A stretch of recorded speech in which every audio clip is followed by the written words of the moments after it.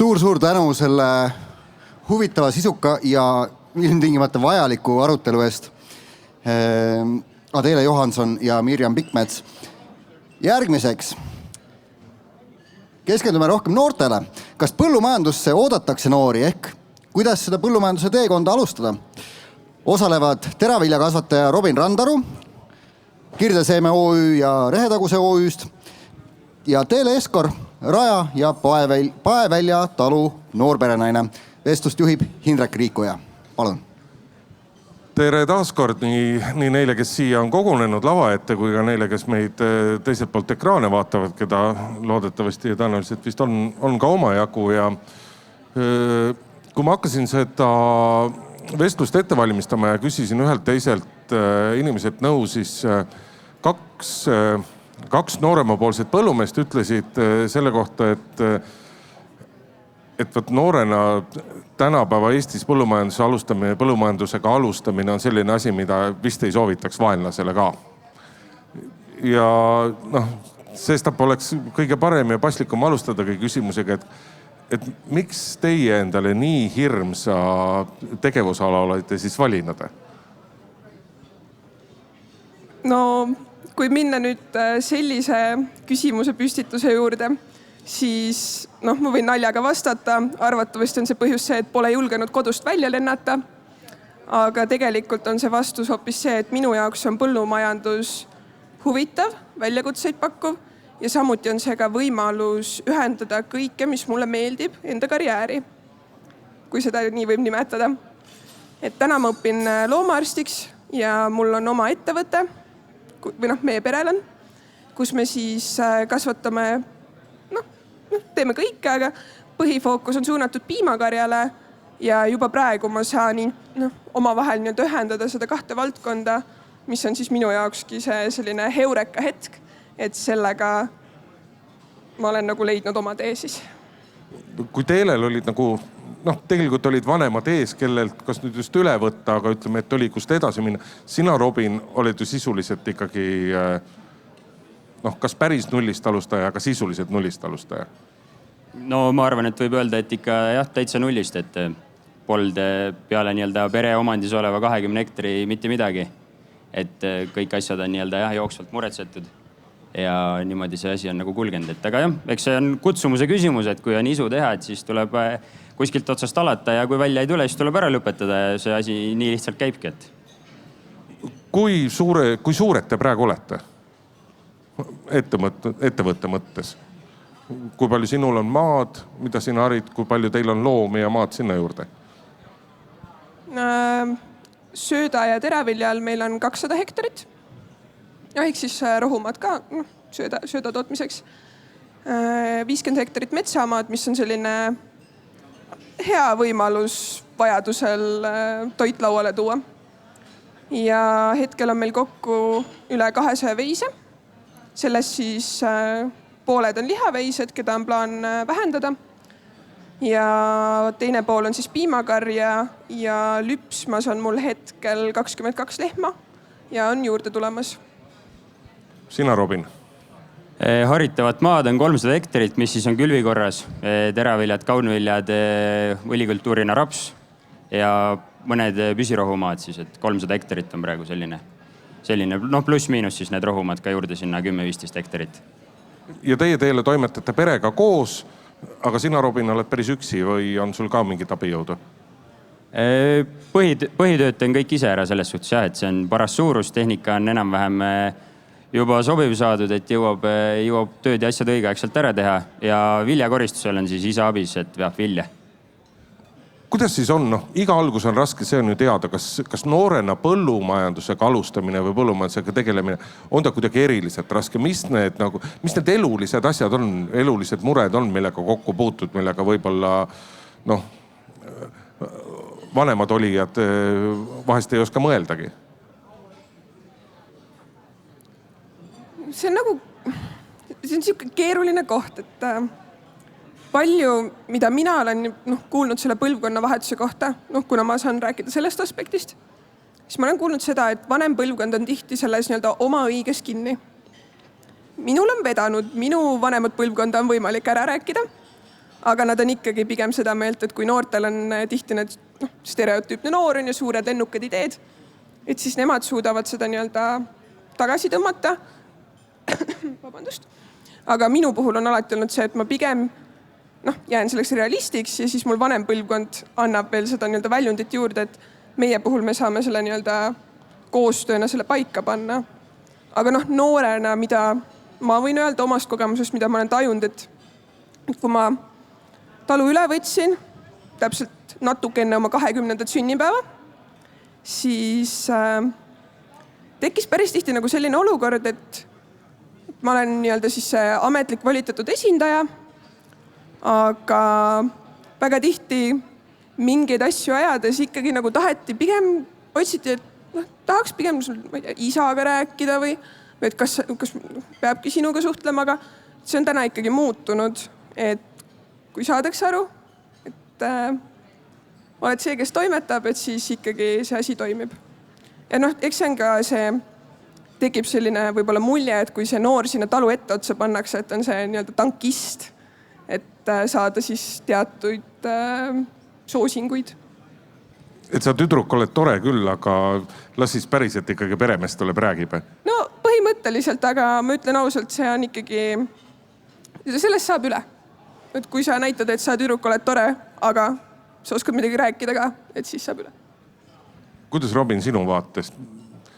Mis on need kõige suuremad elulised takistused ja raskused? No tegelikult tervisesektor on üks suur takistus, et alguses on kõige nii-öelda fundamentaalsem küsimus on see, et millega siis tegelema hakata. Ja nii-öelda maa on enamus või kõige suurem ressurss, mis selle tegevuse valiku ja valdkonna nagu ära piirab. Et kuidagi on sinna ennast nagu sisse saadud, sinna süsteemi, aga mida ta võiks piirata? Eks ta kindlad nii-öelda teraviljakasvatuses on selles suhtes lihtsam, et kui loomi pidada, et siis sa ikkagi oled rohkem nii-öelda ajaliselt kinni. Et teraviljakasvatuses siin talv on ikkagi nagu planeerimise töö ja saab õppetöö ja muu sellisega tegeleda, aga jah, ma arvan, et kõige suuremad takistused ja asjad me mõtleme endale ise oma peas välja ja siis oleme ise need takistused enda jaoks nagu. Et tuleb proovida näha suurt pilti, konsulteerida kogenemata inimestega, kellel on rohkem kogemusi, nii tehnilisi kui ka praktilisi. Ja ma arvan, et siis on kõik raskused ületatavad. Kuidas sina teraviljakasvatajana, sa ütlesid, maa on kõige suurem ressurss ja tegelikult korralikust põllumaast on ju selles mõttes kõige rohkem puudust, et sa pead kas ostma, mis eeldab väga suuri rahalisi väljaminekuid, või sa pead rentima, mis eeldab ka päris suuri rahalisi väljaminekuid, sest et vaevalt ka sinu kandis on päris nagu niisama seisvat maad olnud, et mida sa saad endale võtta. Et kust sa selle raha oled leidnud endale? Ega seda raha ei leiagi, see raha tuleb kas siis laenata või teenida, et seal muid variante väga ei ole, et praegu ongi siin 80% ikkagi kogu pinnast on renditav, mis tegelikult on päris karm. Pikas plaanis väga head väljavaadet sellele ei ole, sest see maa hind on päris krõbe.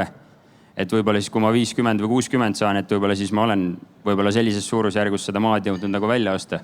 Et eks ta sprint ei ole, et ta on ikkagi maratonüritus või ettevõtmine.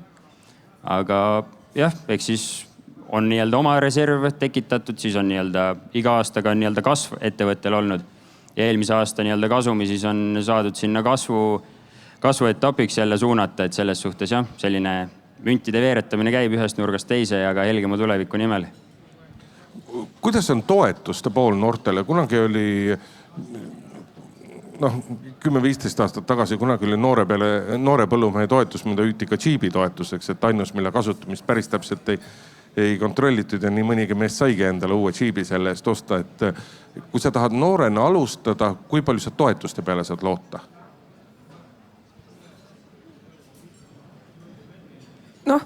Selles mõttes, et kuna tegelikult ju need meetmed on muutumas, siis omast kogemusest, kui mina üle võtsin, siis oli võimalus saada 6-1 meedet, ehk siis see on alustava põllumajandusettevõtja toetus. Vabandust, kui sõnastus ei ole kindlasti täpne. Et 60 000 eurot. Et see on selline tõuge, et midagi sa saad nagu tehtud, aga reaalsus on see, et ega sa selle eest nagu, ma ei tea, traktorit ei osta, et et sa saad seda kasutada kindlasti kasuks. Aga noh, põhiliselt sa ei saa ikkagi jääda toetuse peale lootma, et sa pead, nagu siin kõrval öeldi, et kas selle raha teenima või laenama, et alustada. Kas peale selle oled sa midagi veel saanud just seonduvalt sellega, et sa oled noor ja noh, nii ülevõttev kui alustav üheaegselt teatud mõttes? No just sel aastal valminud meie uus robotlüpsilaut on tegelikult tehtud 4.1 meetme toel. Seal kindlasti minu meelest oli ka mingi lisaklausel sellele noore ettevõtja poolele, aga pigem oli see ikkagi seotud selle äriplaani koostamisega. Kuidas sinu, Robin, toetusega on? Mida sa oled saanud kasutada? Mina kasutasin ka seda 6.1 meedet, aga ma olen juba Priia mõistes nii vana tootja, et ma sai veel 40 000, et siis oli see määr väiksem. Ja praegu siis on ka pindalapõhine toetus, mis tõusis siis, et nüüd on 260 hektari eest võimalik kõrgemat seda toetusmäära saada. Aga jah, ma olen ka juba üle 5 aasta toimetanud ja teinud, et siis on ka minu jaoks sellega on jokk, et oled küll 24, aga oled ikkagi juba vana, et võib-olla mõnes mõttes alustasin natuke liiga vara, aga mine tea, praegu kui nullist alustada, ma arvan, et oleks veel kriitilisem, sest too hetk olid mingisugused põllumaad veel natuke nagu vabad, oli võsastunud maad, mida sai üles teha. Praegu ma arvan, et need kui mina ei oleks teinud, oleks keegi teine need üles teinud ja alustamine oleks veel keerulisem olnud.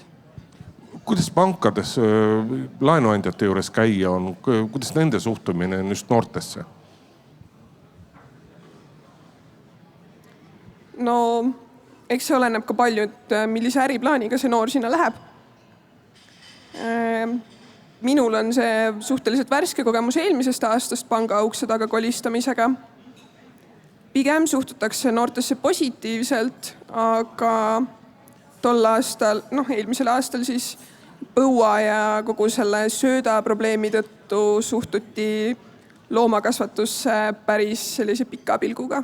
Aga lõpuks ikkagi sain oma laenuotsuse kätte ja asi toimis. Aga käisid sa ühe ukse taga või küsisid konkureerivaid pakkumisi ka? Ma käisin mitme ukse taga. Mõnest uksest ei lastud üldse sisse, mõnest lasti sisse, aga öeldi kohe ei. Ja mõned siis võtsid menetlusse ka ikka. Kuidas sinu, Robin? No täiesti nullist alustajana siis kommertspankadesse praktiliselt on, ütleme ausalt, mõttetu minna, et sealt peale ei vastuse ei olegi teisi vastuseid. Et kui sul ei ole siis likviidset tagatist välja panna või siis käendajat, et äriplaan põllumajandussektoris alustamiseks nende mõistes ei lenda, kui sul rendimaade peale oma asja üles ehitad seal. Et mina näen seal perspektiivi mingisugust, aga panga Excel sellega kokku ei jookse, et siis tulebki natuke teisi alternatiivseid, paraku küll ka kallimaid lahendusi kasutada, aga kasv tuleb ära teha, kuskile maale pead arenema, et elu lõpuni mingisuguse vanarauaga nagu teha ei ole ka rentaabel. Aga anna siis nõu, räägi, kuhu minna? Näiteks on siis maaelu edendamise sihtasutus, kus võib käia siis uurida, millised on võimalused. Ta on natuke nüüd kallim kui siis kommertspank, aga kui jutule üldse ei võeta, et siis kindlasti hea alternatiiv. Kust uksest sind kohe tagasi saadeti ja kus sa siis jutule pääsesid, et kuhu teistel noortel on mõtet vaadata ja kuhu ei ole mõtet? Ma ei saa seda nii välja öelda, sest lõpuks ikkagi mängis rolli see, et sa pead oskama ennast pangas maha müüa. Ja meie esimene kogemus oli see, et meie enda kodupank, Swedbank saatis meid minema, aga lõpuks see laen sealt ka tuli ja kaaslaenajaks on meil maaelu edendamise sihtasutus sellel projektil, kus on samamoodi tegelikult ka noortele natuke paremad tingimused. Võrreldes siis muude vanuserühmadega, kui nii öelda. Nii et nii juhul see asi päris ei ole, et ma ei taha öelda, et SMS-laenu peaks võtma minema, aga et peaks kuhugile, meil on erinevad krediidiasutusi, kes väga erinevate intressidega. Et MES on nagu see, kes kui kõrvale võtta, siis on lootust ka nagu mõistlikest ustest sisse pääseda. See on selles mõttes ka suhteline, et meie projekti puhul, et kuna tuli see nii-öelda investeeringutoetus sinna juurde ja sul on vaja siis tõestada selle teatud aja jooksul ära see finantseerimisvõimekus, see oligi see, et messi sa ei saa ennem minna messilepingut sa ei saa ennem teha, kui sul pole olemas pangalepingut. Aga pank jällegi, kus ma ütlen siis... Et pank tahaks ennem, et see oleks messileping olemas. Jah, pank tahaks seda kindlust, aga ma kindlasti võin öelda seda, et minu ülevõtmist toetab 2 vanemat põlvkonda oma töö ja ka oma varadega. Et minu isa sai isadepäeva kingituseks sellise küsimuse eelmisel aastal, et isa, kas sa palun käendaksid mu laenu? Vastus oli jaa, sest pereäri, koos toimetame. Aga jah, ma pean taaskord mainima seda, et vanem põlvkond minu ettevõtte näitel on see alustala sellel kõigel. Kust kohast noorel alustaval inimesel, kes ju paratamatult kõike veel ei tea, kust kohast tal on nagu tuge ja abi leida? Üks võimalus hea, kui on vanemad kõrvale, kellel on mingid kogemused, aga nende harjumused, teadmised, seisukohast võivad olla võib-olla natukene olla pisut vanemad, kui see küsija on tihtipeale. Et kust kohast seda abi otsida? Te õpite mõlemad ülikoolis ka. Kui praktiline on see haridus, mida ülikool tänasel hetkel annab teie, kes te nagu päriselus ka seda asja kõike kõrvalt näete? Sest et meil on aastaid mitte ainult põllumajandushariduses, vaid väga paljudes valdkondades ülikoolides on räägitud seda, et see on väga teoreetiline, mida õpetatakse, aga päriseluga sellel aega pistmist ei ole väga palju. No minul on sellel küsimusele võib-olla natuke keeruline vastata, et mina õpin veterinaarmeditsiini. Ehk siis ma ei õpi otseselt toodangu turustamist, aga tootmise kohta ma võin öelda, et ma õpin seda tootmist, aga ta on üks osa sellest kõigest, kuna veterinaarmeditsiin on hästi-hästi lai valdkond. Et see hõlmab kassi-koera meditsiinist kuni rahvatervishoiuni kõike. Ja selles suhtes, ma võin öelda, et ma olen õppinud juba praegu neid erinevate kursuste raames kõike, aga see on teooria. Ja kui ma võin näite tuua, et kui me õppisime veisekasvatust, mis oli siis mõned nädalad, selline intensiivkursus, siis see, mis ma praktikas teen, see on täiesti teine. Ja ülikoolis õpitakse seda teooriat, seda sellist ideaali, aga puudub see seos, et aga kuidas see päriselt, et kuidas seda päriselt tagatakse, et jah, et mina, tark tudeng, võin minna ütlema, et kuule, sa peaksid tegema nii ja nii ja nii, aga mul tudengina siis, kui ma läheksin ainult selle ülikooli teadmisega sinna, siis mul puudub see teadmine, et kuidas seda asja reaalselt jõuda, kuidas seda asja nii reaalselt jõuda ja kuidas... Katsu seda kuidagi mingi praktilise näitega illustreerida seda.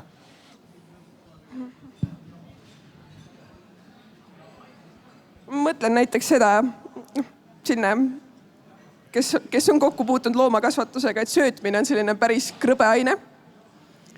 Et ma õppisin ka söötmist pool aastat minu meelest. Eksam oli väga ränk raske. Sain tehtud.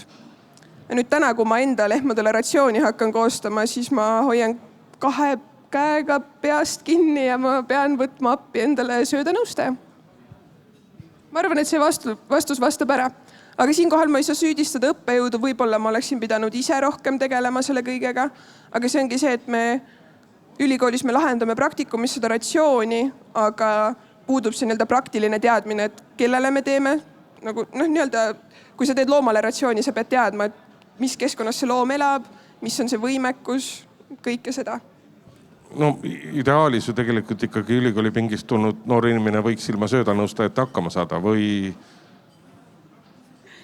No võiks, aga kuna mina tahan oma loomadele ainult kõige paremat, siis ma pean ikka nõu küsima. Et ma ei julge seda vastutust veel enda kätte võtta täies mahus. Kuidas sina, Robin, tunned, et sa pead nii võimalikult hea vilja kasvatama, kui ka selle võimalikult hästi maha müüma? Kas ülikool õpetab sulle seda kõike? Lühidalt kokkuvõttes on niimoodi, et kutsekoolis õppisime probleeme lahendama, ülikoolis neid juurde tekitama. Aga okei, nali naljaks. Olustvere taust on selles suhtes mind päris palju aidanud. Üle Eesti on päris suur tutvusringkond, kellega siis saab kogemusi vahetada.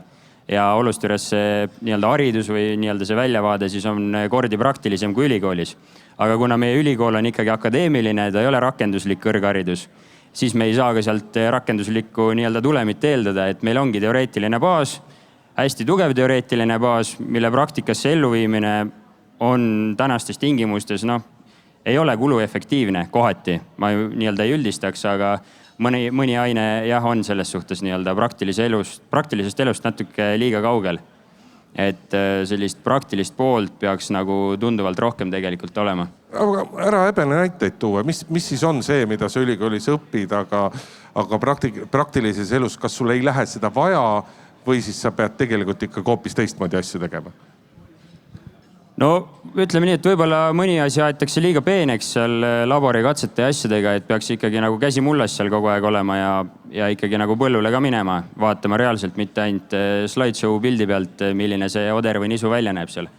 Et käiks ikka vaataks, milline on ader ja milline on kultivaator ja et ülikool oli võimalik niimoodi ära lõpetada, et sa ei tea, milline see ader täpselt nagu välja näeb, pildi pealt näinud, aga teda nagu reaalelus näinud ei ole, et siin võib-olla siis ülikool ja kutsekool hakkaks mingisuguseid koostöövariante nagu mõtlema, et mingisuguste masintehnoloogia tunnis käiks Olustveres, vaataks ära, kuidas seda atra reguleerida seal nii ja naa külvisügavused paika panna, erinevatel mullatüüpidel seal mullakaeveid asju teha rohkem kui praegu nagu tehakse.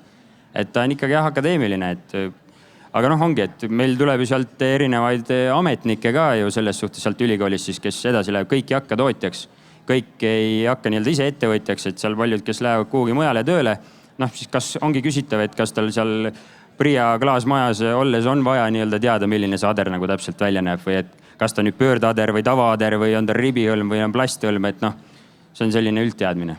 Aga võib-olla võiks ikkagi seal, nagu sa ütlesid, Priia klaasmajas ka seda teada, et siis kui tehakse meetmeid ja tehakse eeskirju, siis teatakse ikkagi, mida reguleeritakse päris elus. No need meetmete tegemised on üldse selline natuke küsitav teema, et kes neid teeb ja kuidas neid teeb, et täpselt ei olegi ise aru saanud veel, et mingid töögrupid kogu aeg majandavad, aga tulemus on ikkagi selles suhtes kesine, et suunatakse ikkagi nii-öelda siis sellisele jõulisele tootjale, kellel võib-olla siis nii palju seda toetust ikkagi vaja ei ole. Aga ongi, et me ei saa panna niimoodi, et noor nüüd tuleb, eks ole, et majandab seal kuskil natuke mingisuguses väikses mahus ja siis on suurtootja oma 2 või 3 000 hektariga. Et riigi mõistes, maksumaksja mõttes, selle nii-öelda tulubaasi mõttes on see suurtootja igal juhul efektiivsem. Et nii-öelda ise seal väikselt majandades, et kas see nii-öelda kuluefektiivsus välja tuleb, et kas see maksumaksja raha siis on nagu õigustatult kasutatud või nii-öelda siis, et seal see on juba teine teema nii-öelda. Eesti põllumajanduses vähemasti siin viimased 20-30 aastat on räägitud ikka seda, et Eesti põllumehed oskavad suurepäraselt oma asju teha, aga probleem tekib siis, kui seda asja on vaja maha müüa. Et kui palju kool ühest küljest nii-öelda õpetab sind, ma ei tea, ettevõtluse alused, seda ettevõtet majandama, raamatupidamine, kõik see pool, aga siis sealt edasi ka see, et mis sellest kaubast nagu edasi saab. Kui palju seda õpetatakse ja kas seda peaks olema rohkem või peaks seda olema vähem? No ma võib-olla siis alustan, et sellest sügisest läksin edasi ettevõtlust ja ökonoomikat Maaülikoolis õppima. Ja meil oli, bakalaureuseõppe oli siis põllumajandussaaduste tootmine, turustamine. Et tegelikult juba seal põllumajandusökonoomika oli meil raamatupidamine, aga põllumajandusökonoomika õppejõule Ülle Roosmaale siis kniks ja kummardus igal juhul, et teeb asja puust ja punaseks selgeks ja suudad oma nisuterad ilusti õiglase hinna eest maha müüa. Et selles suhtes majanduse pool ongi ikkagi väga nii-öelda nüansside rohke ja praktikat on natuke vähem, et sa nendest teoreetilistest alustest pead aru saama kõik, mis seda hinde kujundab, mis seda hinde võivad mõjutada, turusituatsioonid, erinev käekäik, et majanduspool on selles suhtes ülikoolis väga tugev. Kuidas sinu kogemus teile on? Minu eriala on nagu majandusest väga kaugel. Et kõik see valdkond, et kui sul seda vaja on, siis sa pead selle ise juurde saama, sest 6 aastat veterinaarmeditsiini sinna sisse ei pressita ja sinna ei mahuks ka mitte kuskile selline raamatupidamispool, see oleks kindlasti hästi kasulik teadmine, aga reaalsus on see, et ikkagi loomaarstina sa võid minna nii palgatööle kui ka hakata ettevõtjaks, et oma teenust siis müüa. Et meie hariduses sellist osa pole. Aga kas ideaalis võiks mingilgi kombel, et saaks mingi beisiku kätte? Ma tean, et on varasemalt olnud. Vähemalt vanemad kursused on niimoodi rääkinud. Mina ütlen selle kohta jaa. Me oleme kursusekaaslastega selle üle diskuteerinud. Osad on täiesti vastu sellele. Aga minu arvates võiks küll, et võikski olla selline üldteadmise jagamine, sest paraku täna seda pole. Robin natukene vihjas siis toetustele ja nende arusaadavusele ja sisule. Mida teie noorte loodetavasti algusjärgus, et see karjäär põllumajanduses kestab veel aastakümneid. Mida teie ootaksite riigilt just läbi erinevate toetuste ja selle poole, kuhu peaks seda teravikku rohkem suunama ja kuidas peaks noortele appi tulema? No mina olen ikkagi sihi võtnud selliselt, et Excel peab ka siis kokku jooksma, kui ühtegi toetust ei ole, et kaasa arvatud maarendid ja kõik need sinna lisanduv, et see toetus oleks ikkagi nagu boonus siis. Aga viimased paar aastat on olnud sellised, saak on põllul olnud, et kas siis ei ole kätte saanud või mingisugused kvaliteediprobleemid on seal olnud. Et mina pigem sellele toetusele väga ei rõhuks, et see, ta ei soodusta sellist ausat ja lihtsat ettevõtluskeskkonna arengut. Kas ka mitte alguses, esimestel aastatel, kui sa alustad?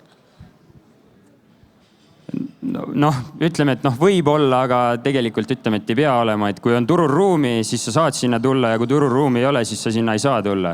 Et me soodustame selles suhtes, võib-olla ma arvudes võin eksida, aga palju siis on noortalaniku toetust määratud, kui paljudele siis taotlejatele ja kui palju siis neist praegu aktiivsed on, et palju siis see kontrollperiood saab. Viimasest väljamaksest on aasta möödas, sinu kontrollperiood on läbi ja müüdki need tehnikad või asjad maha või ükskõik lõpetad selle tootmise ära. Kas siis see raha oli õigustatult kasutatud? Mina ütlen, et ei ole õigustatult kasutatud see raha seal. Ma olen Robiniga selles suhtes vägagi nõus. Aga mida me oleme Eesti noortalanike seltskonnas arutanud, on see, et tegelikult noortele võiks olla maa soodustingimustel kättesaadavam. Aga kes selle siis tagama peaks, sest et riigil on ainult Tartu Agromaad, mille üle kisa nigi on jube palju.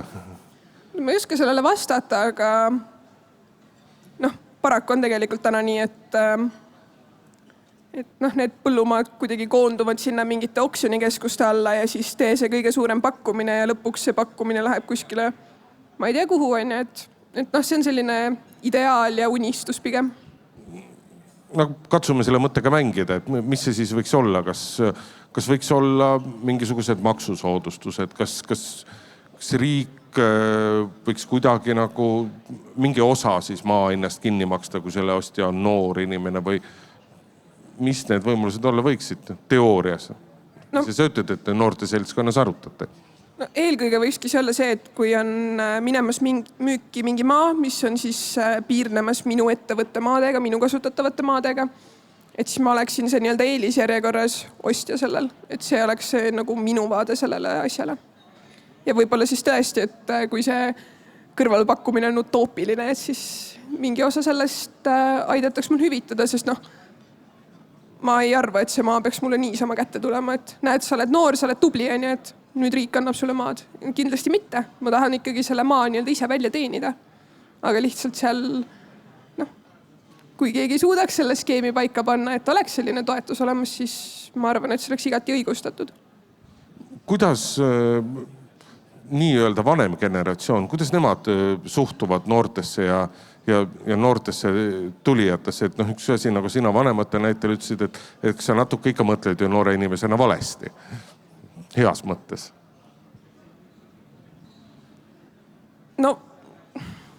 See on selline keerulisem koht, et... Aga räägi rahulikult. Meie see põlvkonna vahetus, ta on selline siiamaani käimas, et meie talus igapäevaselt toimetab 3 põlvkonda. Täna on vastutus minu käes, sest minu isa ütles mulle sama lause, mida ütles talle tema isa. et tööd võin teha, vastutada enam ei taha. Noh, nii oli, onju. Ja nende suhtumine selles suhtes, et kõik, mis ma teen, ma küsin nende käest üle. Sest mul ei ole nagu minu arvates seda õigust, et ma saaksin otsustada nii-öelda kõige üle ise. Et see puudutab just eelkõige ka seda, et kui on olnud näiteks mingid meediateemad, et siis ma tahan, et vanem põlvkond oleks nõus ja samamoodi tänane jutt, et sai isaga siin üle diskuteeritud, mida võib öelda, mida mitte.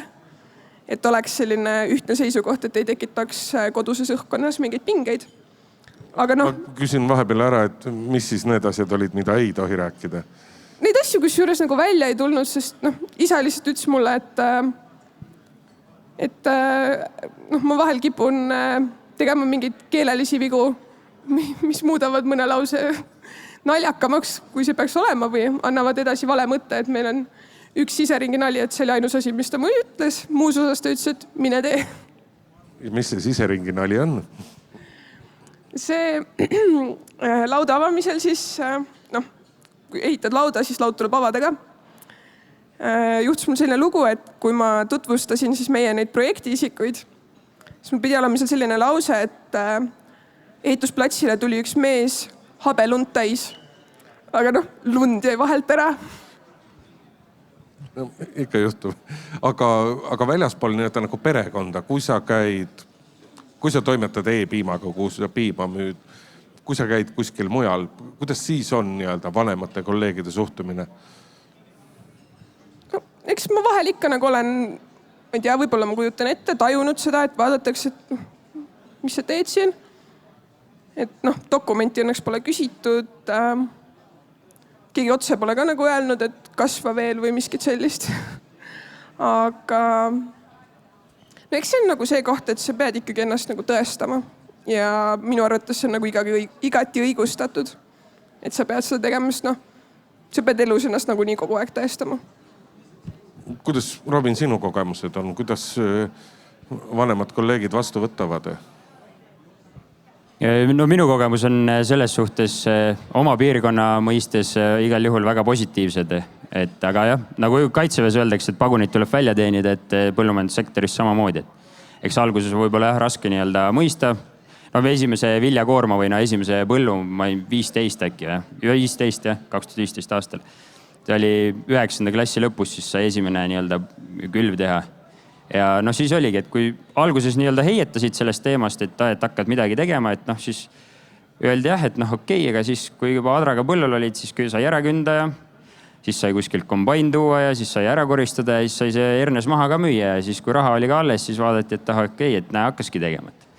Et täna siin toimetame edasi ja igal juhul on nii-öelda toetavat, nii-öelda toetust kui sellist on igal juhul väga palju, et ei saa üldse öelda, et kuidagi nagu viltu vaadatakse. Et võib-olla jah, mõne maa või põllu teemaga on sellist natuke kiskumist olnud, aga üldiselt ikka oleme proovinud seal oma kodukoha piires nii-öelda enam kuidagi kaubale saada. Et hõõrumise on, aga katsume siis ikkagi kuidagi mõistlikult need asjad lahendada. Ma lisan siin nii palju ka, et ikkagi kui sa oled, kus ma ütlen siis tegus ja tegutsev noor, et siis pigem see vaade on hea, mida sa kuuled enda kohta ja see, ma täna võin öelda, et ma olen tõesti tajun seda, et need asjalikud noored inimesed on igati väärtustatud põllumajanduses. Sa, Robin, ütlesid, et natukene hõõrumisi oli 15-aastane või 16-aastane. Need hõõrumised tulevad nooruse pealt, tulid teadmatuse pealt või kust kohast need tulid siis? No hõõrumised ikkagi tulid hiljem selles suhtes, et niikaua kui ma nii-öelda selle suurenemist kui sellist ei olnud, et algusaastad olid puhtalt seal nii-öelda selle oma maa ressursi pealt. Et siis kui nii-öelda ettevõtte laiendamine kui selline oli, siis mõni maa, mis nii-öelda oli eelnevalt kuskil nii-öelda rentnike käes, sai nii-öelda kas üle osta. Sellist asja oli suhteliselt vähe. Proovin nii-öelda sellist asja pigem mitte nagu ellu viia, aga mõned põllud on olnud sellised kriitilise seisuga, kus on nii-öelda enda põld kõrval ja siis suurened. Ja ongi, et kas eelnev rentnik ei ole pakutavate tingimustega nõus ja siis pakutakse. Aga oli sellist asja ka, kus nähtigi, et noor mees tuleb, teeb, et aga anname võimaluse siis. Et ma loodan, et ma ei ole seda võimalust kuritarvitanud, et inimesed on nii-öelda oma otsusega rahul. et takkajärgi ei ole keegi tulnud ütlema, et kurat, sellega läks nüüd küll viltu, et sai sulle antud. Aga ma ei tea, võib-olla käib keegi rusikas taskusega, ma ei oska niimoodi öelda, aga siiamaani jah, ei ole nagu kellegelt kriitilisi nooli niimoodi välja pillutud. Mis valdkondadesse noortel on lihtsam siseneda põllumajanduses? Ma tõesti, ma ei oska siin vist ühtegi asja nagu välja tuua, et kui sul maa on, siis sealt edasi sa saad juba ju mängida. Et võtta lihavõised, kasvatada vilja, kasvatada, ma ei tea, marju, puuvilju, mis iganes. Aga ma mõtlen, et kui ma mõtlen nüüd oma valdkonna põhiselt, et siis piima tootmisesse tulla nulllehena tähendab see siis seda, et sa pead ostma üle mingi teise ettevõtte või ostma hoone, sest seda, et ma nüüd, mul on maa või ostan maa, ehitan lauda ja ostan loomad, see minu jaoks tundub ebareaalne. Kuidas sulle tundub? Kas on see ikka nii, et mida vähem maad sul vaja on, seda lihtsam on sul nullist alustada? Tegevusvaldkonna mõttes ma mõtlen. Jah, üks asi on alustada, üks asi on see toode valmis toota, teine asi on see turustada, et alati kui äriplaani tegema hakatakse või siis stampnäide on see, et vaata, milles siis turul puudu on või milles siis Eestis see isevarustatuse tase madal on. Aga siis ongi kohe küsimus, et miks see tase on madal, et võiks ju neid tomateid ja kurke ja asju kõike kasvatada, aga kui nende eest kulu ja tulu pool kokku ei jookse, et siis ongi odavam Poolasse importkaup sisse osta. Et neid näiteid on nagu palju, et ongi piima toodame üle, eks ole, teravilja toodame üle, aga nendel on maailmaturul nõudlus ja need on võimalik kuhugi maha müüa, et alati räägitakse sellest nissist, et leia nissi ja hakka siis nissiga tegema, aga kõik inimesed ei saa ju mingi nissiga tegeleda selles suhtes. Keegi peab nagu siis midagi reaalselt ka tootma, mis siis sellele majandusele ka kaasa aitab. Kuidas teie noortena tajute? Me eile siin samas lava peal rääkisime nii põllumajanduse mainest kui ka toidujulgeolekust. Esimesed see maine pool, et kuidas teie tunnete, kui te ütlete kuskil ringkondades, kus inimesed ei tegele põllumajandusega, ütlete, et teie olete põllumehed, siis mis see esimene emotsioon on, mis teid tabab? Et on see nagu üllatus, on see õlakehitus, mis see on? Minu kogemuses on see nagu 2 varianti. Esimene on päriselt ka vä ja teine on issand kui lahe, näita pilti. Kuidas sinul, Robin?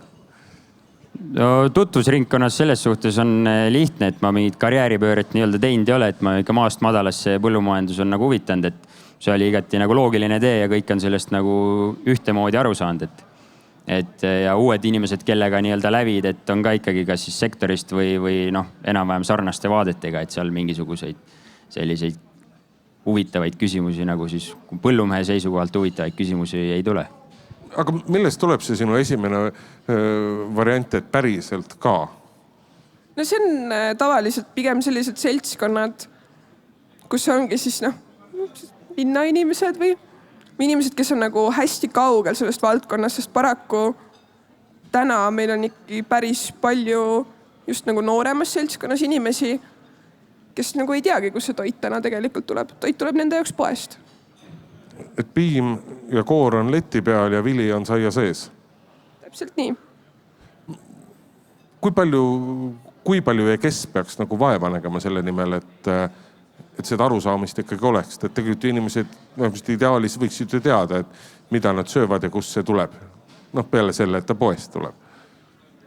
Täna on ikkagi tohutu võimalus meedias. Et nagu me näeme, et siis need uudised käivad läbi ja need tegelikult jäävad silma ka. Et sellesse tasub kindlasti panustada ja samuti tegelikult erinevad esindusorganisatsioonid näevad ka nende asjadega vaeva. Aga ma arvan, et alustada võiks ikkagi nagu sellega, et lasta neid lasteaialapsi ja algkoolilapsi taludesse, viia neid sinna ja näidata neile, et näete, see on lehm, sealt tuleb piim. Näete, siit põllu pealt tuleb teie sai. Kuidas sulle tundub, Robin? Jah, ma arvan, et põllumeestel endal on juba päris suur töö sellega ära teha, või võimalik ära teha just oma eriala tutvustada, käiagi koolides, lasteaedades, nagu öeldi, kutsuda külla. Palju te ise teete seda? Maht on selles suhtes väike, et ei ole midagi erilist veel näidata selles suhtes. Et jah, võib-olla tulevikus jah, kohaliku kooli ja lasteaed on saadetud küll nii-öelda purkides neid seemneid ja terasid siis. Et siis õpitakse, et milline on nisu ja milline on hernes välja näeb, et seemnena. Aga seda, et tuleks masinaid vaatama, sa näitaksid, kuidas see on, vahest võtaksid mõne traktorikabiini kaasa, selliseid asju sa ei ole teinud?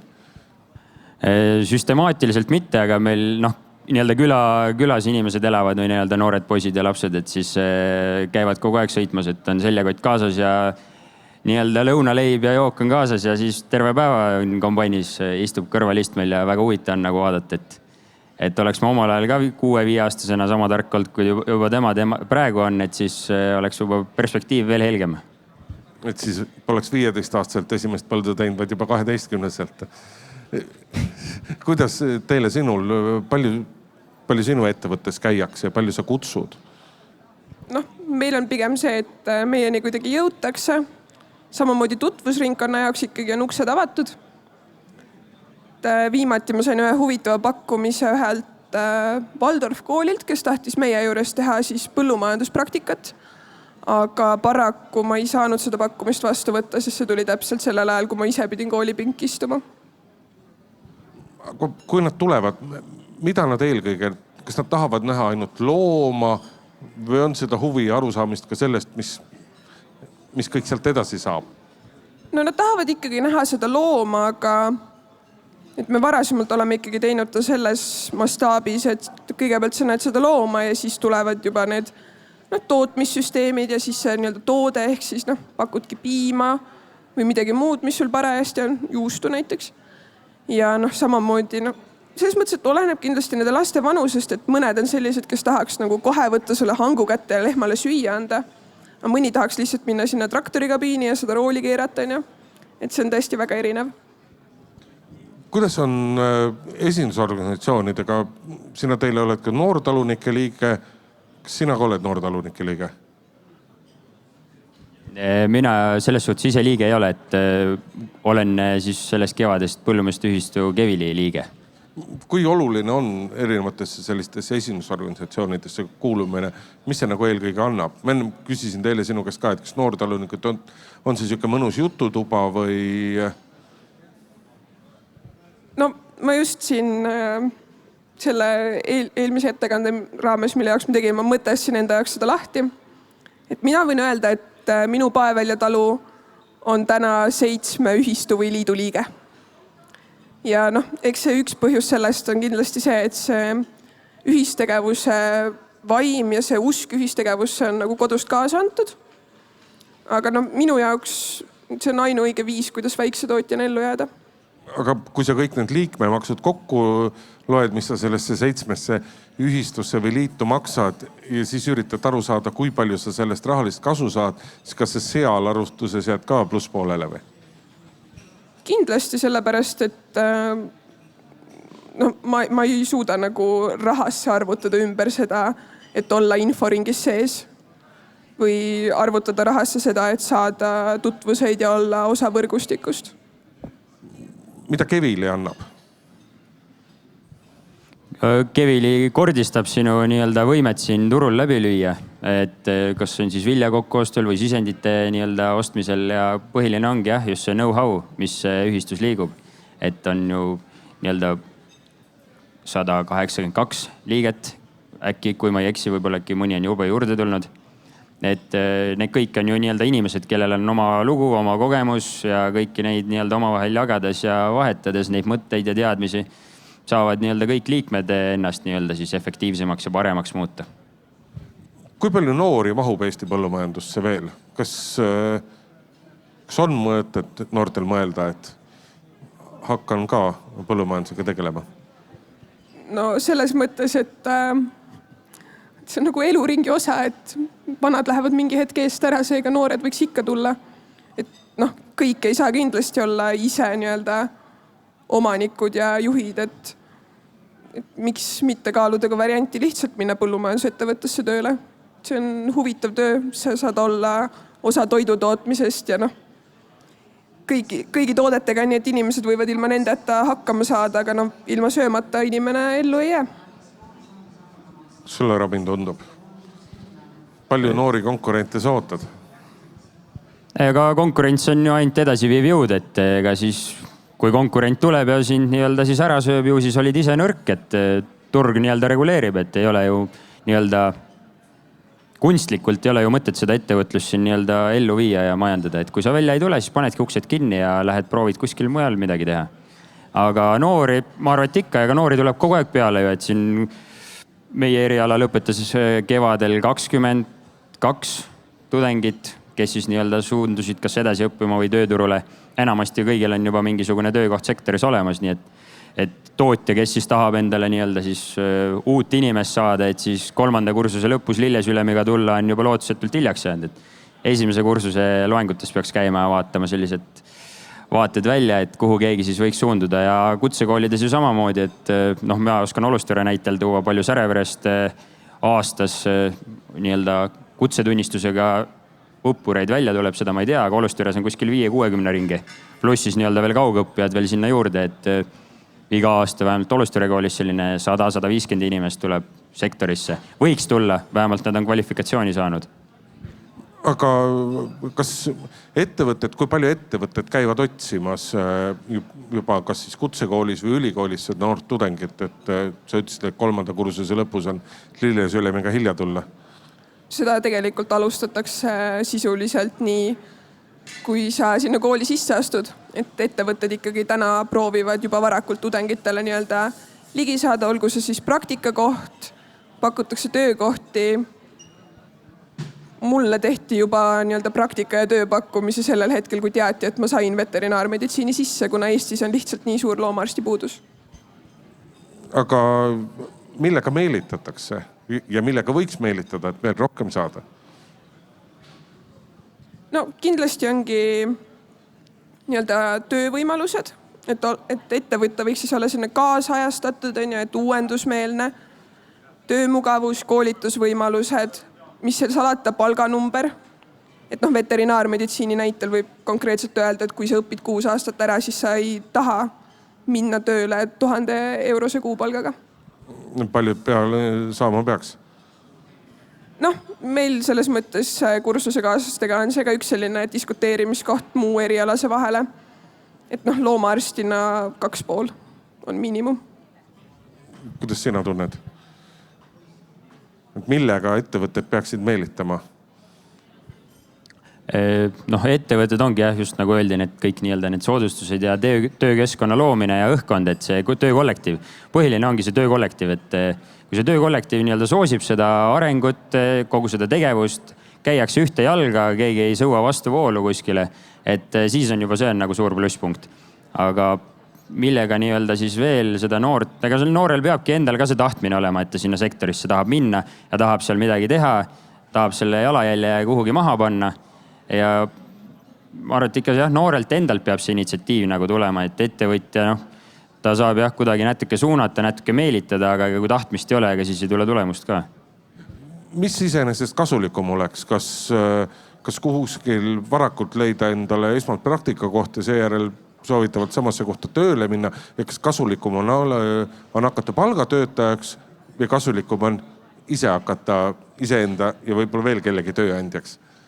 Eks ettevõtja või palgatööline, mis see praktikas tegelikult majanduslikus mõttes tulusam oleks?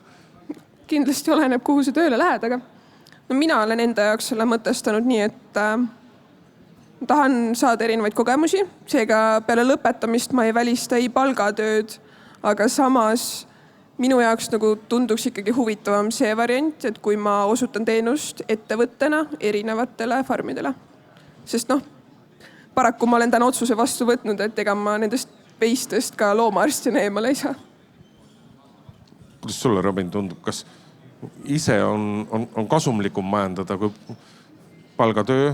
Eks ole, sõltuvalt hooajast, aga ikkagi enam-vähem kindel tööaeg, enam-vähem kindel palganumber ja ei pea muretsema, mis edasi saab. No noore inimesena või nii-öelda siis ütleme koolist tulnuna on nagu 100% lihtsam, kindlam ja tulemuslikum minna siis kuskile palgatööle. Siis sul on võimalik nii-öelda see sektor ära kaardistada, kas seal on mingit väljavaadet, uusi võimalusi, tahtmist, kas sulle ikkagi reaalselt ka meeldib see.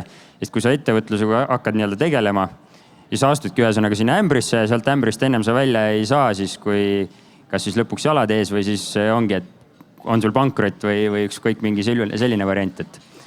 Aga igal juhul jah, ma soovitaks alguses ikkagi käia ja vaadata, et endal tegelikult ka natuke kripeldab, et oleks võinud käia ja vaadata, kuidas mujal nagu tehakse kõigepealt ja siis minna või hakata siis nii-öelda sellega tegelema, aga just see maaressurss oli põhiline, mis nagu ära piiras, et kas nüüd või mitte kunagi.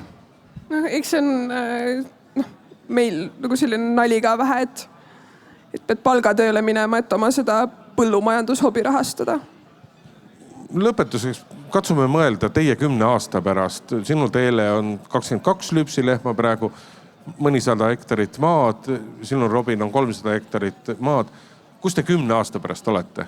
Et jätkuvalt olete noored põllumehed, aga mida veel? See siht silme ees on? Mul on konkreetne siht. Paevälja talus peab olema 110 lüpsvat looma 10 aasta pärast. Tehnika võiks olla samamoodi uuendatud, natuke maad juures ja loomaarsti kutse võiks ka käes olla. Ja kindlasti ikkagi põllumajanduses aktiivselt kaasa lüüa ja mainet kujundada. Kuidas sul, Robin, siin teelel on 5-kordne kasv 10 aastaga plaanis? No 5-kordne kasv eeldaks 1500 hektarit. Ma arvan, et see ei ole nagu väga mõistlik isegi tulukuse ja nii-öelda töömahu poolest, sest see tööjõu küsimus on päris kriitiline. Et kas sa leiad nii-öelda siis endale spetsialiseeritud tööjõudu. Just Ida-Virumaale see on nagu selles suhtes suhteliselt küsitav. Aga võib-olla jah, selline 500 hektarit, suur eesmärk ikka 250-300 hektarit oleks omandis. Kas see 10 aastaga tehtav on? Eks sõltub nii-öelda siis hindadest kõigist ja kui tulemuslikult ma oma selle töö suudan ära realiseerida. Aga vaatame seda siis 10. oktoobril 2034 järgi. Tele Eskor. Robin, aitäh sulle tulemast. Aitäh. Aitäh.